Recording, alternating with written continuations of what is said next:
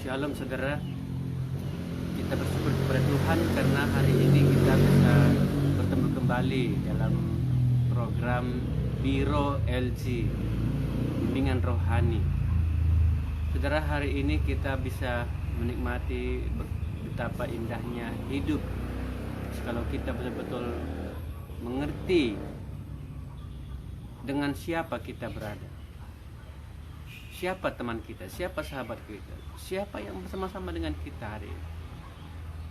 Saya sudah mengatakan kepada kita bahwa bahagianya hidup ini kuncinya adalah kalau kita bersama-sama dengan Tuhan, ya, bersama-sama dengan Tuhan. Saudara, kita bersama dengan handphone saja bahagia. Bersama dengan uang kita bahagia. Ini tidak bisa dipungkiri. Bersama pasangan kita bahagia. Apalagi bersama dengan Tuhan. Kebahagiaan karena kita punya handphone, punya uang, punya pasangan, ya mungkin tidak bisa selamanya kita rasakan. Tapi kalau bersama dengan Tuhan, selamanya kita akan rasakan bahagia. Maka bersyukurlah kalau saudara punya handphone, punya uang, punya pasangan. Apalagi saudara punya Tuhan. Mengapa kita bahagia kalau bersama Tuhan? Ini kemarin saya katakan, iya, karena dosa kita diampuni. Kita akan merasakan begitu tenang, begitu senang, begitu kenyang bersama dengan Tuhan. Terutama ketika dosa kita diampuni. Saya nggak tahu apakah saudara-saudara sudah merasakan itu. Saya ingin membimbing saudara supaya saudara berbahagia. Bahagia menurut Alkitab yang kebahagiaannya bukan hanya sementara, tapi kebahagiaannya sampai selama-lamanya. Jangan disia-siakan, karena Allah punya tujuan dalam hidup kita ini ialah supaya kita bahagia. Mengapa kalau bersama Allah kita bahagia? Emangnya Allah itu siapa? Pasangan kita itu siapa? Uang itu apa? Siapa? Handphone itu apa? Siapa? Mengapa kita berbahagia bersamanya? Saya tidak ingin mensejajarkan antara handphone, uang, pasangan, dan Tuhan. Saya hanya ingin membandingkan saja, supaya kita bisa menemukan kebahagiaan itu. Karena kalau hidup ini nggak bahagia, saya kira percumalah kita hidup. Ya, ini saya katakan. Siapakah Tuhan itu sehingga dia bisa membuat kita bahagia? Waktu kita berpacaran, waktu kita memilih pasangan, pasti kita pilih supaya yang mana yang buat kita bahagia.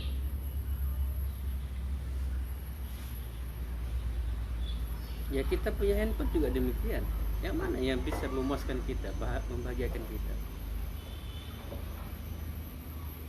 Memiliki uang juga demikian. Yang menjadi pertanyaan adalah, mengapa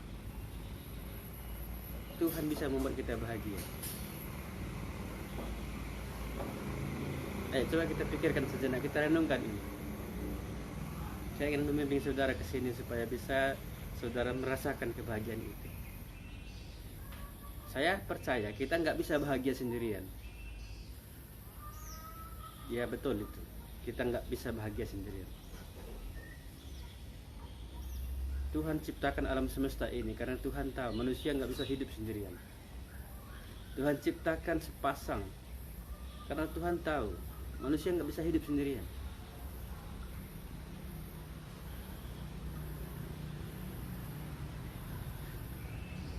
Jadi kalau sendiri itu katanya bahagia, boleh-boleh aja.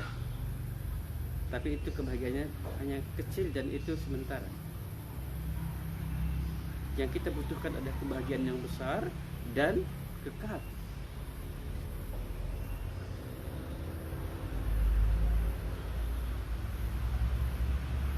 Paulus mengatakan dalam suratnya kepada Timotius. Mengapa begitu senangnya Paulus mengirim surat ini kepada Timotius? Karena ia kenal Allah yang sumber kasih karunia itu adalah Allah yang maha bahagia. Mari kita lihat 1 Timotius 1 Timotius 1 ayat yang ke-11. Setelah panjang lebar dia menuliskan latar belakang suratnya ini, ia menyimpulkan satu kalimat tentang Allah. 1 Timotius pasal 1 ayat yang ke-11, yang berdasarkan Injil dari Allah yang mulia dan maha bahagia, seperti yang telah dipercayakan kepadaku. Yang berdasarkan Injil dari Allah yang mulia dan maha bahagia. Bagi Paulus, Allah itu adalah Allah yang mulia dan Allah yang maha bahagia. Selama ini kita hanya kenal Allah maha pengasih penyayang, tapi kali ini ada satu Allah yang maha bahagia.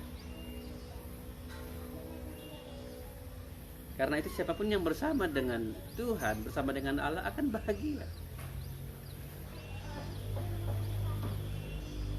Siapapun yang bersama dengan Tuhan Yesus Kristus pasti bahagia.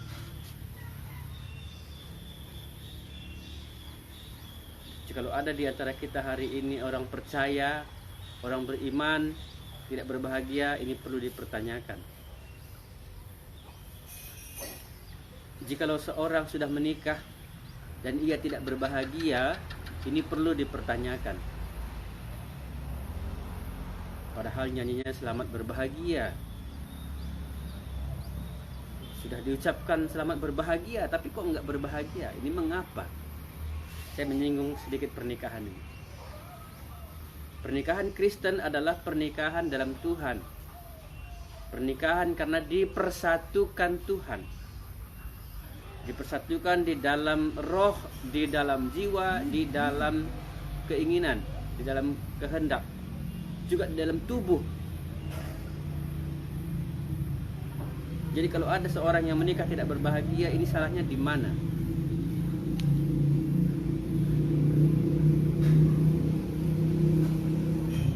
Perlu kita ketahui bahwa bersama dengan Tuhan itu pasti berbahagia. Kalau kita menikah dengan pasangan kita dalam Tuhan, dipersatukan Tuhan, pasti berbahagia. Ya, mungkin kita merasakan kurang bahagia, tapi tidak mungkin tidak bahagia, pasti bahagia. Bahagianya mungkin bisa diukur juga. Yang punya anak, yang nggak punya anak, yang banyak anak gitu ya. Ada yang mengukur demikian. Tapi sebenarnya ia berbahagia karena ada Allah di dalamnya. Makanya pernikahan Kristen bukan pernikahan cek, bukan pernikahan kaleng-kaleng. Itu pernikahan yang abadi. Ya, kita kembali kepada poin kita. Mengapa bersama dengan Allah, bersama dengan Tuhan kita bahagia? Karena Allah itu, Tuhan itu sendiri adalah Tuhan yang maha bahagia. Kalau maha itu berarti sangat besar dan tak terukur kebesarannya. Sangat tinggi, sangat Jadi kalau memang Tuhan yang paling bahagia, wajar kan kalau kita bersama Dia kita bahagia? Saya berikan tips sedikit untuk memilih pasangan bagi yang masih jomblo, yang belum menikah ini. Pilihlah pasangan yang betul-betul sudah bahagia, supaya ia bisa membahagiakan kamu.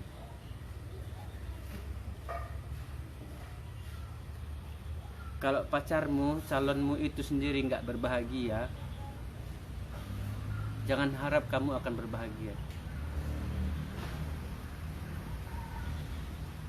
Ya, berbahagia ia bersama dengan Tuhan. Berbahagia karena dosa sudah diampuni. Apakah saudara-saudara mau berbahagia? Ya, bersama dengan Tuhan. Nanti kalau Tuhan sudah bersama-sama dengan kita, Dia akan membuat kebahagiaan itu datang sendiri kepada kita. berkat itu sendiri datang kepada kita. Pasangan itu sendiri akan datang sendiri kepada kita. Tuhan bisa buat itu. Lebih 20 tahun saya sudah berjalan bersama dengan Tuhan. Saya melihat semua itu. Ini luar biasa.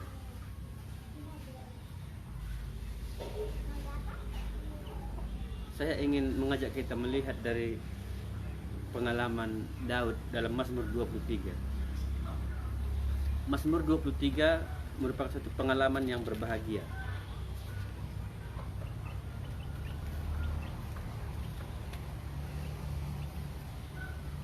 Tuhan gembalaku yang baik, kata Daud. Tuhan adalah gembalaku, takkan kekurangan aku. Ini.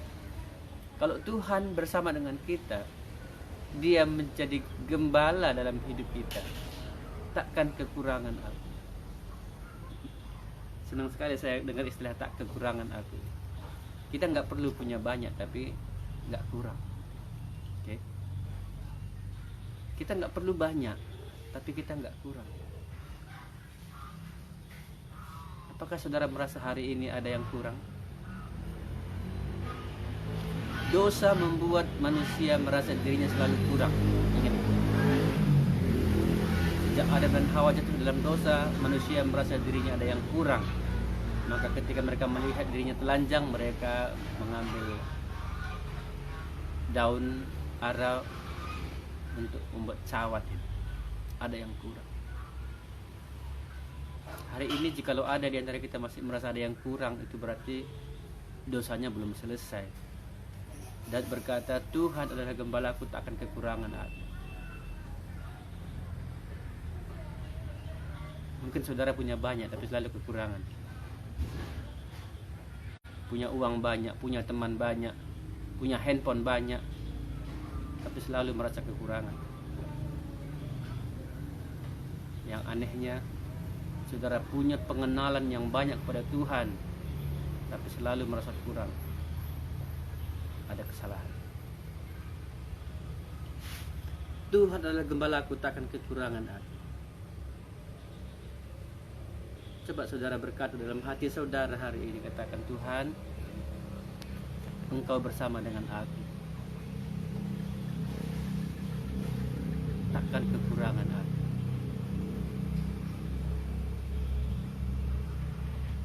Ya, ketika Tuhan menciptakan Adam dan Hawa di Taman Eden, tidak ada yang kurang bagi mereka.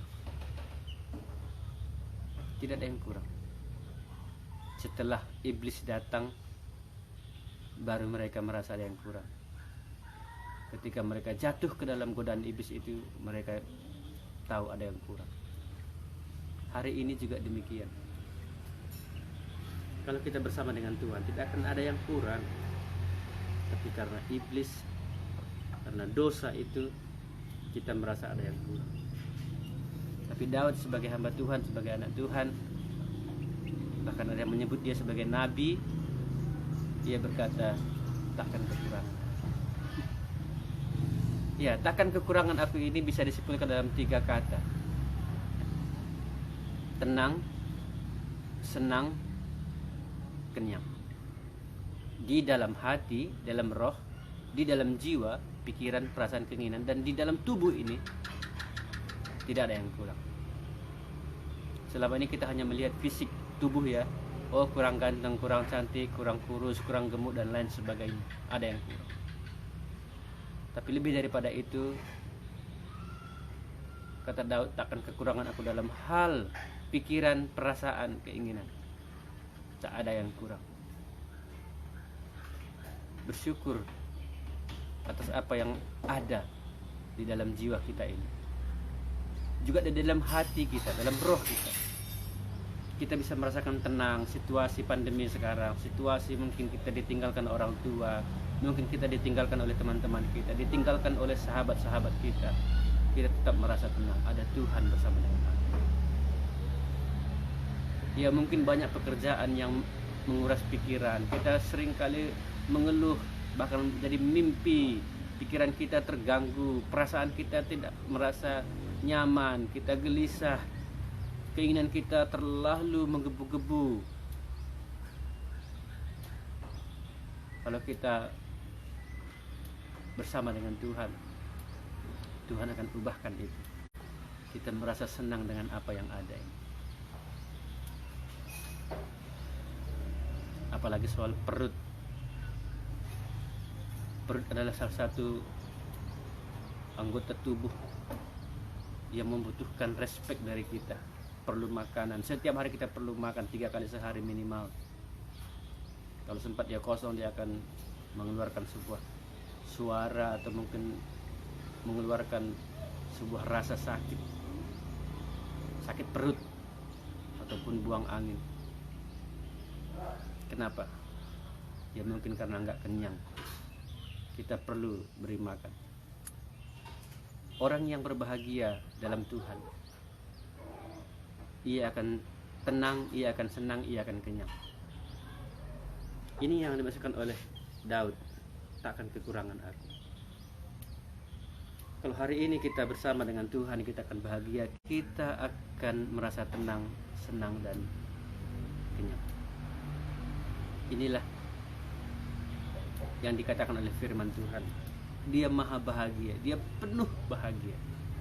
Ada 2 kali kata Paulus dalam suratnya, Allah itu Allah yang maha bahagia, Allah itu Allah yang penuh bahagia. Dia bisa membahagiakan kita. Tuhan bisa membahagiakan kita.